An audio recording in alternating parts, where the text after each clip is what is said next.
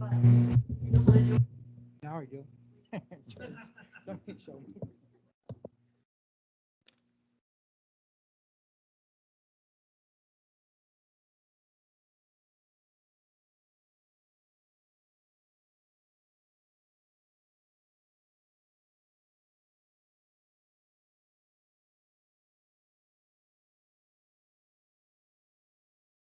Here. Here. Here.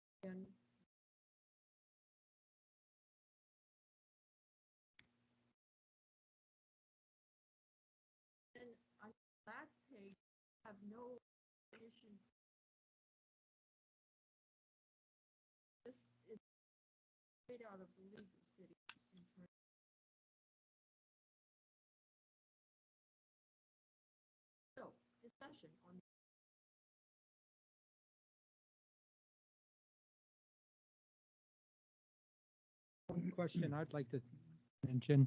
Um, every city I've ever lived in, and please, Ray, don't take this offensive or so, the city manager had to live in the city limits to be the city manager. At least the residents felt that if the city manager was going to be manager of their city, they wanted to make sure that they got represented. That if the city was paying for his salary, they wanted him to live in the city. That's all. Basically, every city. So I don't know how the league, if other cities require that here in Oregon, but I knew in Florida, every city that I ever lived in, and I lived in 4 different cities in Florida, their city manager had to live in the city. Since taxpayers were paying his salary, they wanted him to represent the city in all ways. What do you think about that, Ray? I'm torn. I get the intent. I believe there are some states, and I'm grasping here, but I believe I have read some places where some states have actually held that's unconstitutional. I understand. I think to some degree, absolutely, having the manager be vested and be part of the city. I think one thing to consider, though, is one of the draws to Sweet Home is not just what's in Sweet Home, but what's around Sweet Home. And so for me personally, I live just a couple miles. I mean, I can be here in City Hall in less than 5 minutes or 5 minutes. I think the question is, if a person lives in the city limits or out of the city limits, does that affect their ability to do the job? I think that's probably the big question I would pose back to everybody. For me personally, because I questioned the whole having to live inside city limits and everything to be a counselor. And I understand being in city limits for a counselor because you are making decisions for the town. As far as the manager goes, he's doing what you guys as council ask him to do. So as long as he has a sweet home address and he can be here within a certain amount of time, I don't see any reason why he couldn't live on the outskirts of town because he's not physically making the big decisions for the town. And I think, Corey, that's the same rationale that over the years it's come up that, well, the manager, they set the water rates, but they don't use the city water. They do this, but they don't use the city whatever. He does not do those things. The council does those things, and then he works for the council. So that's kind of why that it never became a point worth really considering. If the manager had the power or the authority to regulate things that affected citizens himself, then it would become a question, I think. But as long as he works in the direction of the council, then I like to see him closer than 30 miles. I don't like the language and I don't know. Well, yeah, I'm not really sure you need to say anything. We've never said anything, and it's never presented a problem. He just works at the direction of the city council. As long as he understands what the rules are, then what we have now should be adequate, because there have been some complaints, and like I say, but the complaints were because the people thought that the city manager is making these things happen. City manager doesn't make them happen, the council makes them happen. And that's how you answer those questions. Zach, Councilor Gerson. This is not Florida. Okay, this is Sweet Home, Oregon. And I have no problem, you hear me? I have no problem with him not living in the city limits. I don't want him living in Albany. Yeah. You know, or even Lebanon, which is only 15 miles away. But if he lives in the boundary of the school district, I really don't see a problem here. You know, 30 miles is quite a way. That's all the way to Albany almost. It is. You know, and It's so, 28 miles to Albany. Yeah. So. and I don't know if we need to put a number on that. But I'd be on the fence on this, I guess, a little bit. I think, you know, if you're in the city, would it be nice if they're in the city limits? Yeah. But if they're in the school district, I mean, you can be here 5-6 minutes, except unless you're in Cascadia. You know, so I don't know if this is even pertinent to what we're trying to do, but I mean, if you want to put a number on it, I guess we could do that, but I just don't know if that's necessary. Well, even out of the city limits, you know, Sweet Home doesn't go 30 miles. So, you know, this 30 miles got me when I saw the 30 miles because Sweet Home doesn't even go 30 miles outside of city limits. So, you know, that's what got me, I guess, mostly when I saw the 30 miles, like,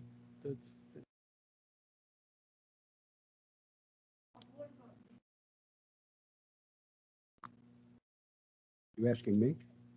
Oh, I was gonna just go back to Ray and say, what time do you get here in the morning?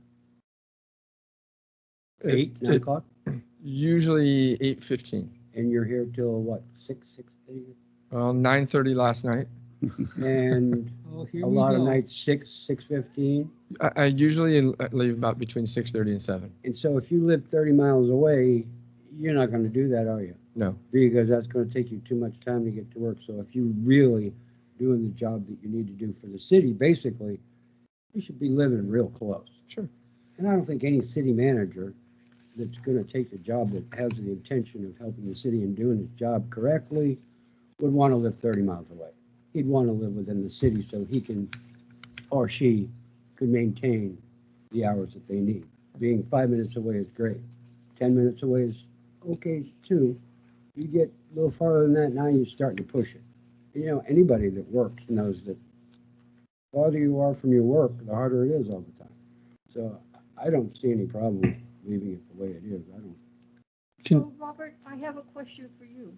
If we don't have it in the charter, is it something that we can require as part of the job if it's not in the charter? Well, with the stipulation that Ray has mentioned, not much for that level, and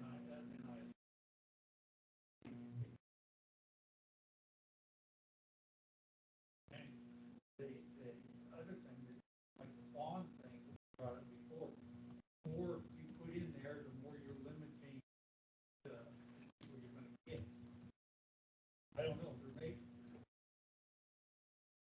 there may be, you know, in the future, as we grow, as other things get closer and whatever, I don't know, 50 years from now, Albany may not be that far away. I mean, as in what people think. And that may be where they live and come over here and do their job. You know, I don't know, but the only thing I could think of from what everybody has said would be looking up if it was against the Constitution in some way or some labor law. Diane, I know that Silverton requires it. I know that Lebanon requires it. Mhm. I don't know about Albany. So, Well, and, you know, it came out of the League of Oregon Cities, so I'm assuming it's at least constitutional. at Well, that point. and I should clarify, it was against the state constitution, not against the federal constitution. And I wouldn't put a dollar down that I'm recalling that correctly. So just something to keep in mind. One thing that I do think we need to consider is COVID has changed the workplace immensely. I truly believe you're going to see more and more and more people working remotely all the time because we know we can now. Can you do that as a city manager? You know, we've joked internally with my recent vacation. Oh, that's not good. With my recent vacation to Mexico, of boy, wouldn't mind buying a condo here on the beach, and could I work from Mexico? The answer to that would be no. But I think, as Robert points out, as we grow as a community and as technology increases, you may find that candidate who wants to live maybe between Lebanon and Albany, or you know, live between Sweet Home in Lebanon or Cascadia because they just want that kind of a lifestyle. I can tell you, I do know of people in Washington where it's not in their, they don't have the charters per se like we do here, but they had it in their ordinances that the manager needed to live in, and he just negotiated that in his contract, and he just said, hey, he had a specific hobby in which he needed a large shop. He rebuilt classic cars, and he couldn't find that in town.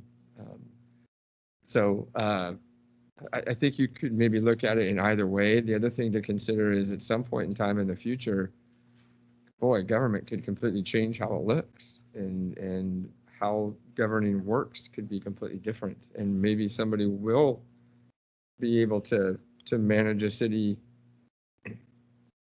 from Salem or someplace else. So at this point, I'd have a hard time imagining that would be a smart move politically for the manager.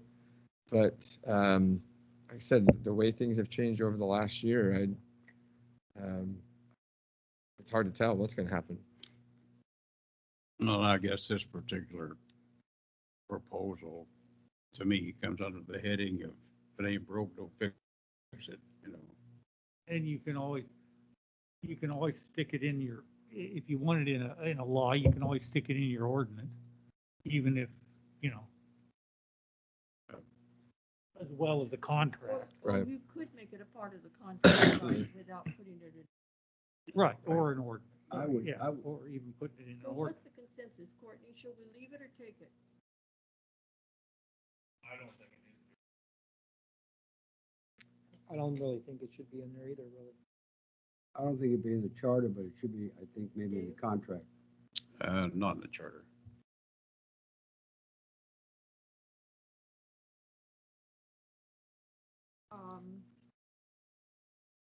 at the next page where we talk about,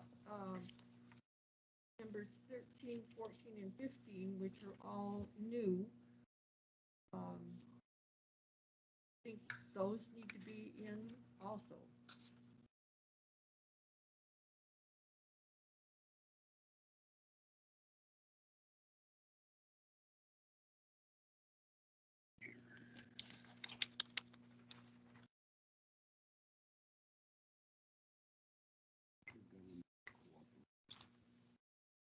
Well, 13, I believe Ray already does that. When I was on student council and having conversations with Ray in the office, I believe that pretty much what he does a lot of that. I don't know whether that needs to be something that's in there. I guess it could be, but I think any good manager would automatically do that, trying to improve the city. I'm surprised by 13, that encourage and support. I know Ray does that, but put that in the charter, I thought was kind of surprise to me that they would recommend that. Mhm. Yeah, I'd take a lot of their recommendations with kind of a grain of salt. Because, Yeah. What fits a city of 10,000 may not fit a city of 50,000, and vice versa. And I think if it's not known, that it's certainly implied that the city manager would delegate duties but remain responsible, because the people that work under him, which are everybody except the city council, he's responsible for. That's just kind of the way things are. And you don't have to put it in a charter to have that be so. Yeah, but at the same time, if you got somebody under him that's just gotta try to keep this clean here, a moron, you know, I mean, how can you be responsible for somebody that can't figure out which shoe to put their foot on, you know? I mean, he can't be a babysitter and delegate everything, you know? I mean, I understand, you know, because you got your workers down at the bottom, then you got your, you know, your team leads, and then your supervisors. I mean, that's what their job is Yeah. to be responsible for their Yeah. workers. It's not his responsibility to be responsible for everybody. No, it's a chain of command type thing. Oh, yeah. And number 15 is already in our charter, pretty much. From other duties as directed by the council, it's already in there. It's currently under number 14 in the charter. Right, so that one, I don't see any purpose for it. I don't see any purpose for all three of them. So what do you think about 13? Dave?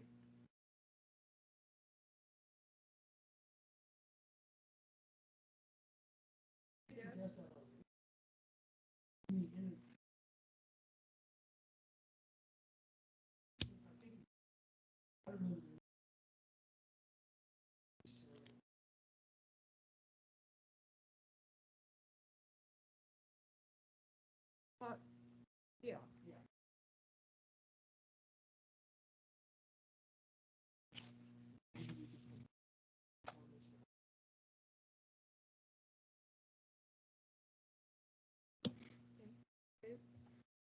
Yeah, I think one of the goals that we had with this particular portion was to shorten, because it is really wordy in the city manager portion of the current charter. Mhm. And if we do that, but keep adding stuff back to it, then we get back to the really wordy again on stuff that we already know is being done, you know. Cover the basics and let that suffice. What about you? Yeah, I agree.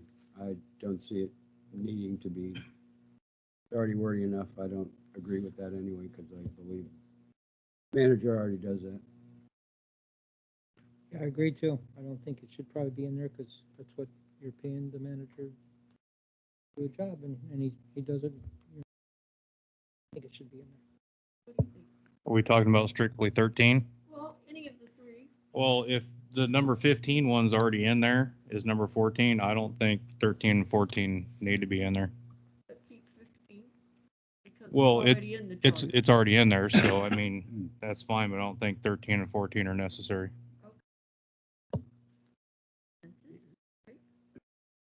The other thing on the 14, proposed 14 is, if you read it real closely, delegate duties, you might get a city manager think, it's in the charter, so I'm supposed to delegate everything that I do. And Isn't that how it works? I understand that, but, you know, they might expect somebody to do, you know, their own work and then delegate the rest, but somebody may take that literally and say, it's in the charter, I'm supposed to delegate, and I'm delegating. Yeah, but if you don't have another Julie. I'm gonna put All right, his feet two up of on the desk and, okay. All right, let's look at the next page under city attorney. Well, before we go any farther, I have some other things here before we go any farther. There's one that really cracks me up here. To appoint all heads of the departments and other city officers and employees and remove them at pleasure. So do you take great pleasure in that, Ray? Depends who it is. No, I was just, the wording of it just sounds, yeah, it's an HR term, which is supposed to set, so for instance, I work at the pleasure of the Pleasure of. council. right. Oftentimes, if you ever watch The West Wing, they serve at the pleasure of the president. Correct. It's a I don't want to say it's an old-fashioned term. It's just kind of an understood, basically to me, I'm an at-will employee, and that the department heads are at-will. It's just kind of probably I'd call it HR lingo, but I do serve at the Right. pleasure of Pleasure the council. council. Correct. Yeah. The At other least thing I 4 of wanted- them, anyways. The other thing is that a lot of this, when I was going through it, for we need 4 council members to appoint for the term. And then there's another one that said that you needed 5. Then there was another one that said you needed a majority vote. Why is it different in all of those? It's different language for different things. That was, I don't know specifically, but with the prior time that we worked on it, we went through those things, and if we wanted to make it whatever it was, we can, if you go back and be specific, we can all look at the same thing, I might be able to tell you, but if it's set out there like 4, we need 4 or 5, it was specifically done for that because that's what we needed. We didn't want just a majority or a majority shows up, there's 4 people there and 3 people decide to get rid of the city manager. That's all it would take if you went by majority. And so it specifically says in there, I believe, that it takes at least 4 to vote. Right. Well, on that's that in one. there because that was a decision we thought that if you have a council of 7, you should have at least 4 of them voting to remove. I mean, and then the other one where it says 5, I can't remember what that is, but that was in there on the same premise. Yeah, that's a pro tem. That Yeah, takes 5 members. Right. Just because we don't want them, we don't want that decision, whatever it is, unless you got 5 members saying it. It's not just gonna work on a majority where you have, like I said, you have 4 people show up and 3 people vote for it and it's out. Gotcha. That explains that. Yeah, it sets those things apart Right. from the regular majority vote of a quorum. And there's a reason for it. Well, under B, at the first page, where it talks about a majority of the council, it doesn't say a majority of the quorum, it says a majority of the council. So, that's sufficient? Well, first you have a majority of the council, then you've got to have a quorum first before you make a decision. And then the quorum on the charter says that all the decisions are made with a majority of the vote of a quorum. That's the way normally things work. You have a quorum to have a meeting, and then the majority of that meeting makes the decision. Well, And the okay. exceptions are on the manager portion. Right, that, there's a few exceptions in Yeah. here that say, no, we don't mean just that. The other exception that you'll see in here sometimes is it'll delineate between members present, if they want everybody present or not. I saw that in here on one of them. It's a majority of those, and it specifically says present so that we know that it's not a majority of the whole, but a majority of those present. What we meant by And Diane, that I think we example. had a situation like that in the council a while back, and we decided not to go with the 4 and wait till the other 3 got back. Right, so and that we could- that's no, so we could you have know, a- that, more of a- Yeah, but that's the reasoning behind it, is Yeah. that you're making a decision that it's very everybody important. should be in on, Yes, but there might be a council in the future that, you know, that won't do that. You don't show up, you snooze, you lose.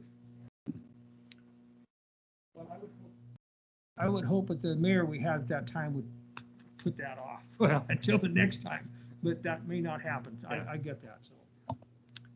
Okay, I'll check back on that, on those numbers. And can one more, shut up in a minute. Robert, maybe you can help me with this one. Why an appointment for the term for a manager, under appointment, it takes, then you make the resolution, but no appointment shall be made until 4 weeks after the adoption of the resolution. What happens if you're in, manager just says, I'm leaving in 2 weeks? well, I'd have to go back and look at this, but I'm assuming you can appoint somebody in between. But I think what they're saying is there, I believe it's for, they don't want you having an empty spot and then picking somebody a day later and whatever. They want you to think about it for a while. I'm assuming that's what the time frame is for some thinking to go on. Some time there for everybody to discuss what they're going to do. That's what I assume it's for. I just find 4 weeks, that's a month. You're without a manager for a month. Just something I thought about. Okay, are there any questions on the second page, G, where it talks about the manager being incapacitated? And Robert, I took your words, temporarily disabled. Because that's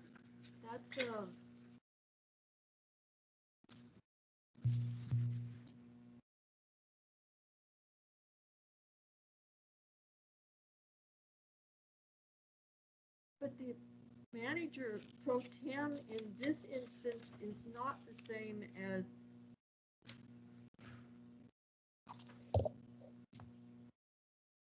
manager pro tem when we don't have a manager. Right? Well, Am I making just, sense? well, one thing is there's 2 or 3 names in here that you don't want to get mixed up on. And I believe there's a manager pro tem during the absence of a manager. And then there is if the manager and manager pro tem can't go, then there's a clerk, council pro tem. And then there is the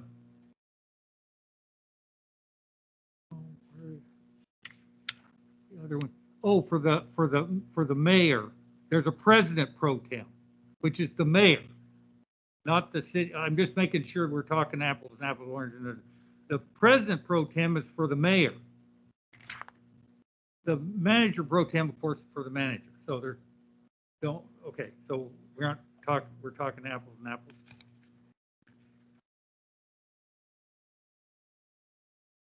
well, do you have you have some historical thing for us to go by? Come on, at some point. Do you recall any time when any mayor or any city manager that we had, and I don't go back that far, but did they have any situations where they did not like who the city manager gave it? Because I think it's what it says, is he points somebody, or the council points somebody.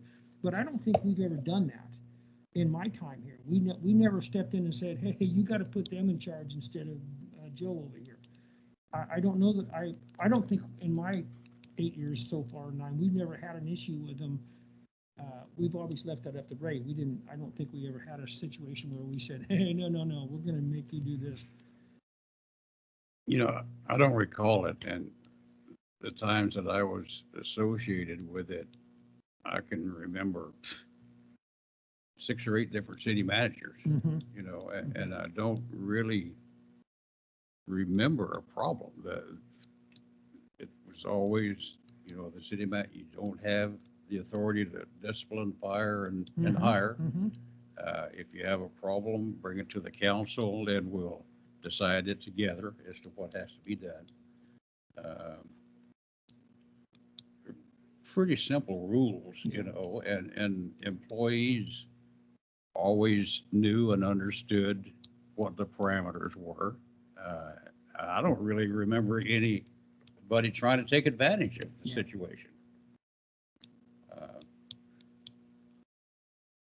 We What weren't was big the- enough, I guess, you know, Yeah, through those times to fall into. Yeah, what was discussed though in this latest go around with Ray was the thing of possibly putting something in there that would allow him to make that decision and not have to have it go to council if it was for a certain amount of time, or Ray came up with something that was not related to time. I can't remember what it was, but it was to take in those situations where it wasn't an absence, or define absence in our ordinances or whatever, that this is what we mean by absent rather than just being out of town. Now, you're talking about different situation. We're talking about manager pro tems, I think, now, rather than a manager being gone or on a leave of absence or something like Okay. that. but Dave, correct me if I'm wrong, when the awful thing of having a city manager released or removed, that's not a real pleasant thing to do. But I think if I'm not mistaken, in the city in the past, they would have get somebody in town, like I'll go with the Chief Woolley, that would, Jerry Woolley. yeah, fill in for, I think maybe you possibly did it too.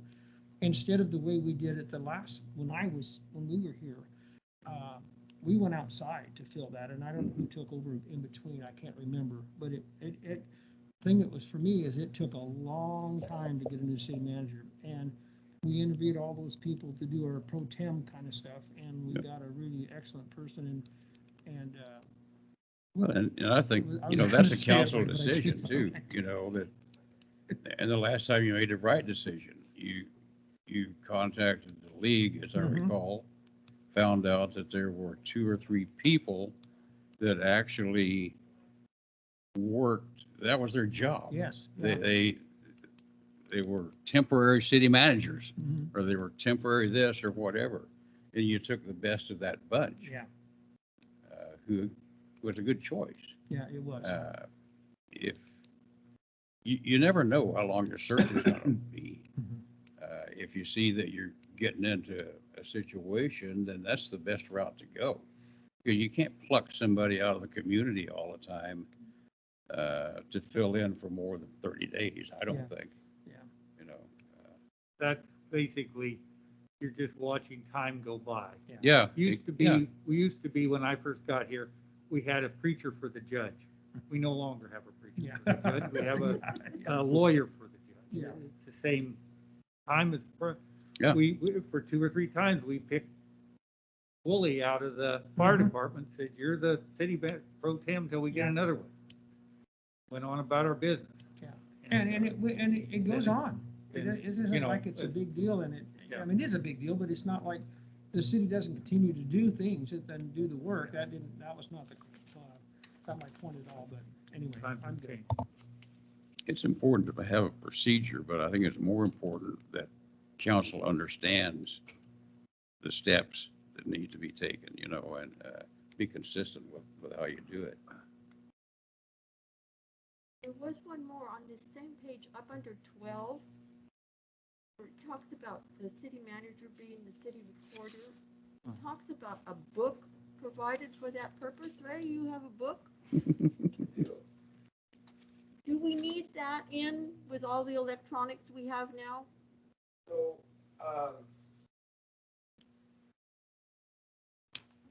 sorry, we do have a book, and that's a very interesting question. It's something that organizations struggle with in all government entities at all levels. What I do, I know of a large public utility district that was trying to figure out the best way to store documents. They looked at microfiche, if you remember those that used to be real popular. They spent a lot of time and effort, and it still came back to paper. So I would say, yeah, we still want to keep a book. Okay. That would be my suggestion. We will, of course, we'll scan them in. They'll be available electronically for easy, to easily search. But and when we had the scare with the fires, that's the first thing we grabbed, actually. So. So on the last page, under the city attorney, a brief description, is that good enough?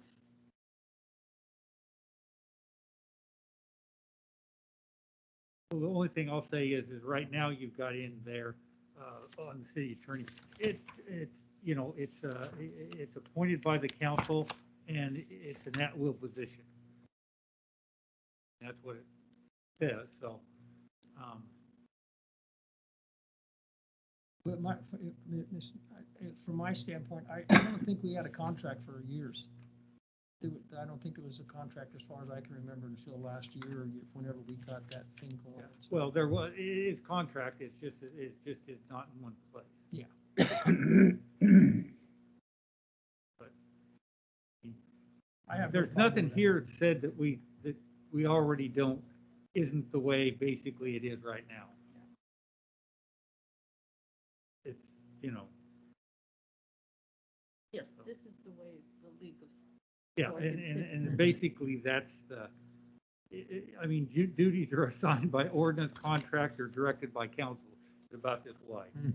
And so that's the way it is right now. And the majority of the council for appointment, all that says is I'm an at-will employee.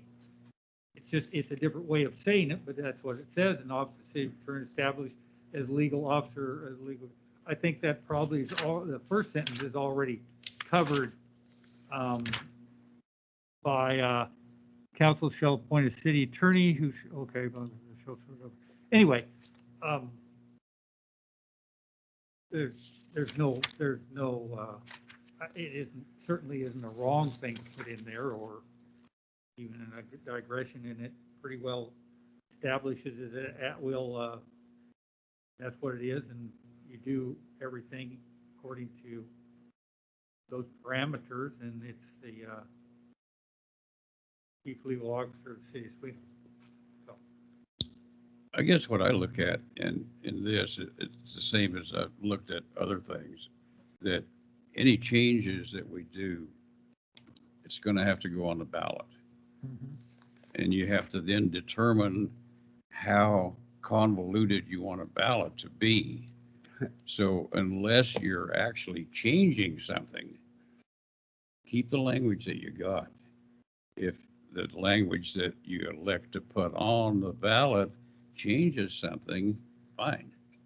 But if they both mean the same, then for the sake of adding a word or changing a sentence or something like that, I think we're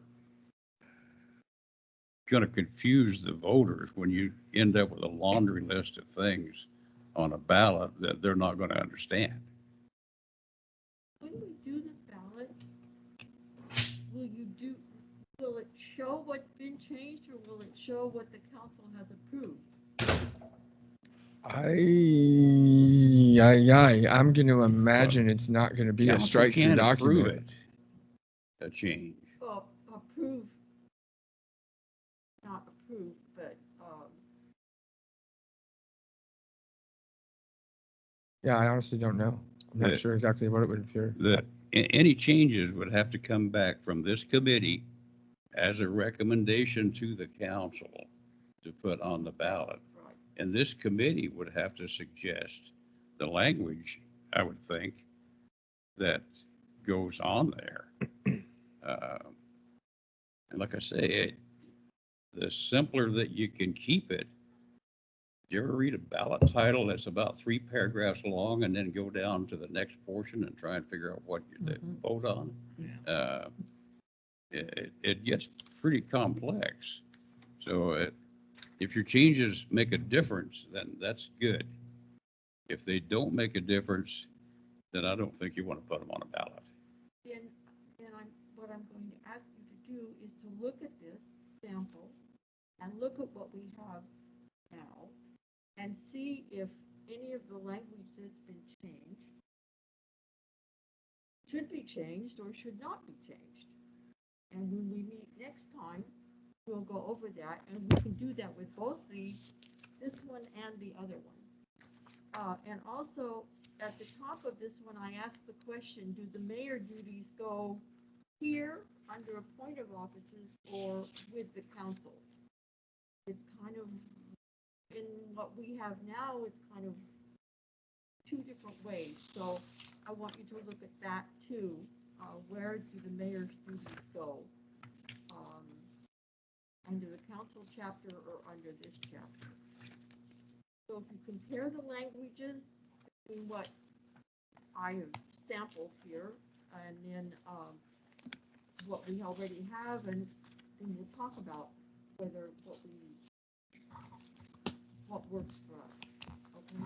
We will meet at 5 o'clock on the last meeting of the month, of the last Tuesday of the month. That makes sense? And then you all have my email, so you can get to me if you have any questions.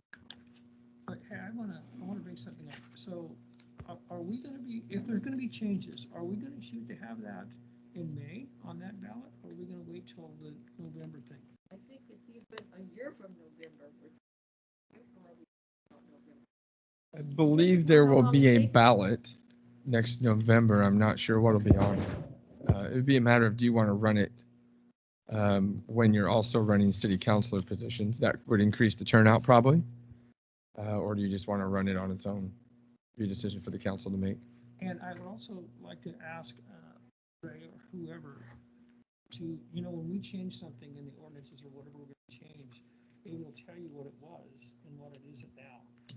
I'd like to know if that's something we could put on the ballot and if we want to do that. So, you know what I mean? Because we're going to change this line here and it's not going to be there anymore. So the document, I agree. I would hope that the document that we put forward to the public would have that strike through like what we do in council, so people could see what was changed. Yeah.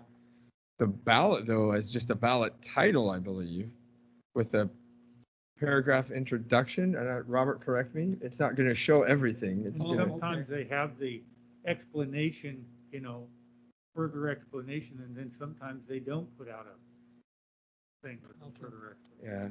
Well, then I would ask that if we have changes, Mhm. maybe we could get we'll put it online so we Yep. know, and that will be a big deal. Yep. And I don't know if we need to put that in the new era or anything, but I want Right. to make sure that the people are aware of what we're trying to do or what we think we need to do so that we have some backbone to keep it, Right. where we, Right. anyway, so that's where I'm at. So we're Right. done?